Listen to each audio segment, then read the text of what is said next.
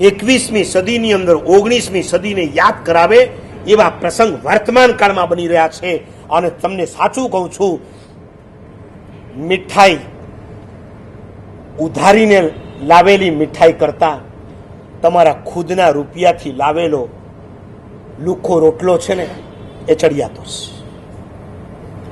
દેવું કરીને લાવેલી મીઠાઈ કરતા તમારા ખુદના પૈસે કમાઈને તમે જે રોટલો લાવ્યા હશો ને એ રોટલામાં જેવો આનંદ આવશે ને એવો આનંદ તમને ઘી ભરેલી મીઠાઈમાં પણ ક્યારેય નથી થવા. સ્નેહનું સુખ છે. નંબર 1 સંતોષ, નંબર 2 સ્નેહ, નંબર 3 આ સંસારમાં તમારે જો સુખ જોઈતા હોય તો આ 4 સુખને સ્વીકારી લ્યો. નંબર 3 સંસ્કારનું સુખ. સંસ્કાર.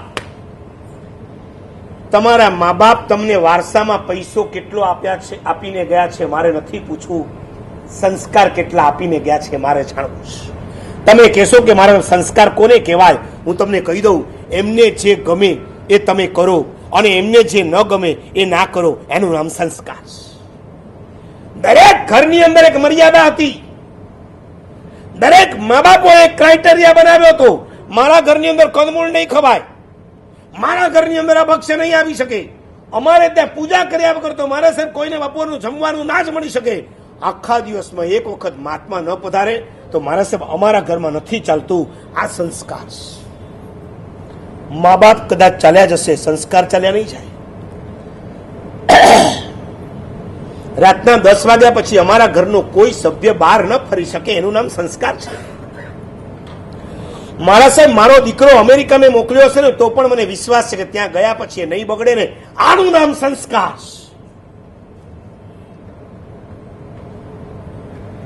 શેનો વારસો આપવો છે?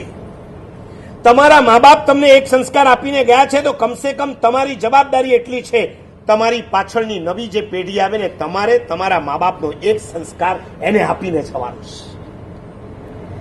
તમારી ગેરહાજરીમાં તમારો દીકરો એમ કહી શકે કે મારા જીવનમાં જે દેખાય છે ને ડ્યુ ટુ માય પેરેન્ટ્સ.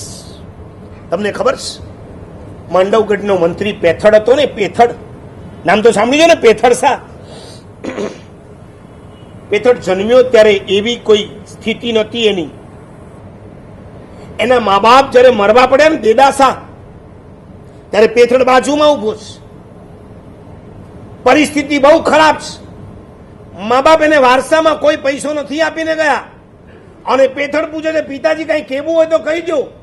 અને એ વખતે પેથડના મા બાપ પેથડને એટલું જ કહે છે, બેટા 2 કામ બરાબર કરજે. તું જ્યારે ઘરેથી બહાર નીકળે, રસ્તામાં દેરાસર આવે તો દર્શન કર્યા વગર આગળ નહીં જતો, અને રસ્તામાં ઉપાશ્રય આવે તો ગુરુ મહારાજને વંદન કર્યા વગર આગળ નહીં જતો. દેવ અને ગુરુના સ્થાનને ક્યારે ઓળંગતો નહીં. આ 2 શિખામણ પેથડનો બાપ આપીને ગયો હતો. અને એમાં પેથડે છાતી પર હાથ મૂકીને કીધું, પિતાજી તમારી ગેરહાજરીમાં આ 2 શિખામણ બરાબર પાલન કરીશ. બાપ તો મૃત્યુ પામ્યો. દેદાસાનો પરલોક ગયા પછી આ પેથડ સાહેબ એક દિવસ ઘરેથી નીકળ્યો, ઉપાશ્રય વચ્ચે આવ્યું, બાપની વાત યાદ આવી, અંદર ગયો, વ્યાખ્યાન ચાલે, પરિગ્રહ પરિમાણની વાત ચાલે છે. બધા ઉભા થયા. કોકે કીધું 5 લાખ, કોકે કીધું 10 લાખ, એનાથી વધારે રૂપિયા હું નહીં રાખું, આવો અભિગ્રહ લે. એમાં પેથડને વિચાર આવ્યો, આપણા ખિસ્સામાં 5 રૂપિયા પણ નથી, આપણે ક્યાં શ્રીમંત બનવાના છે. તેમ છતાં એણે કીધું, ગુરુ મહારાજ 500 રૂપિયાનો અભિગ્રહ આપો, 500 થી વધારે નહીં કમાવો. અને ગુરુએ એનું કપાળ જોયું. ગુરુએ કીધું, પેથડ 500 થી નહીં ચાલે. તો હજી આગળ તમને કયા ગુરુ ગમે?